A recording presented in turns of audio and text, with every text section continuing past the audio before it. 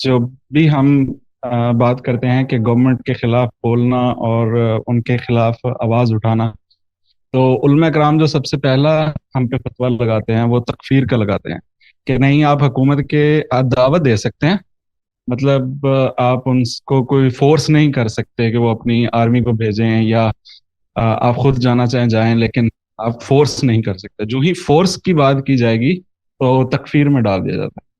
تو کائنڈلی اس پہ جو ہے وہ درست بات، نقطہ درست ہے، جو جملہ آپ نے بولا ہے وہ بھی درست ہے، ٹھیک ہے۔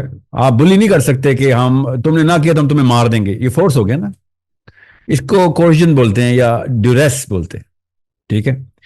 یو کی ناٹ پٹ پریشر، وہ بلیک میل میں آ جائے گا، اور بلیک میل کا مطلب ہے کہ اینی ون، اگر یہ الاؤنس مل گئی تو ہر کوئی بلیک میل کر کے اپنے کام کروا لے گا۔ تو بات ہوتی ہے اصول کی، اگر اصولی طور پہ ایک حکمران غلط ہے سمجھ لیں، ٹھیک ہے، جو کہ ہمارے ہیں غلط، اوکے، چاہے وہ آرمی ہو یا سول ہو، ہمارا سٹینس غلط ہے اسرائیل اور فلسطین کے اوپر۔ We should be in Israel right now, that's the basics, that is the basic common sense Islam, ٹھیک ہے۔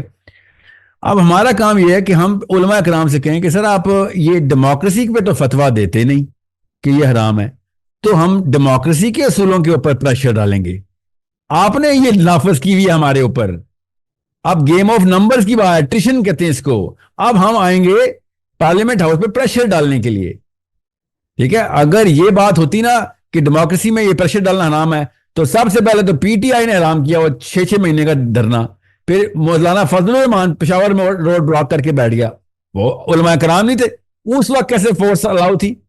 کیونکہ وہ حرام نہیں کر رہے تھے، نہ عمران خان نے حرام کیا تھا نہ فضل الرحمان نے، کہ بھائی ڈیموکریسی میں نمبرز شو کر کے پریشر ڈالا جاتا ہے، کس بات کا؟ کہ بھائی پیپلز مینڈیٹ ہے یہ، تم کہتے ہو پیپلز ڈیموکریسی، پیپل یہ چاہتے ہیں، ہم لوگ یونانیمسلی یہ چاہتے ہیں۔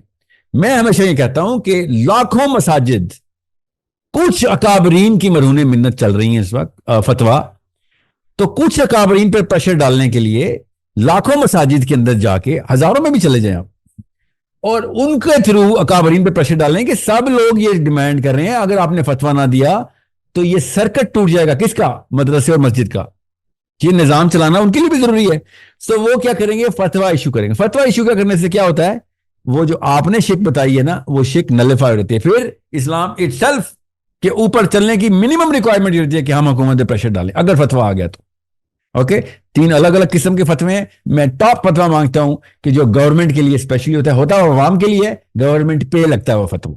سو آپ جب یہ جملہ بولیں گے علماء کرام سے تو وہ بتائیں گے کہ او نہیں یہ والا فتویٰ نہیں ہم لگا رہے بھائی، یہ تو ہماری حکمت کے خلاف ہے، یہ وہی 2 اسٹیٹ سولوشن والی حکمت ہے، ٹھیک ہے۔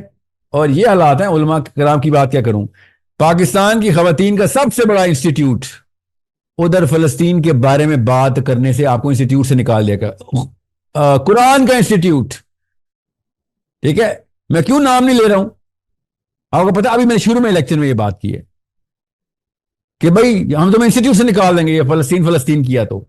یہ حالات ہوئے میں بیٹا، ہم کہہ رہے ہیں کہ یہ معاملہ کدھر سے کدھر جا چکا ہوا ہے، سمجھیں اس کو۔ You need to understand, concept clear کرنے کتنے ضروری ہیں، کتنے برے حالات میں ہیں۔ الحمدللہ برے حالات میں اصلی اسلام ٹیسٹ ہوتا ہے، وہ کرنا ہے ہم نے، okay. I hope everyone is clear G.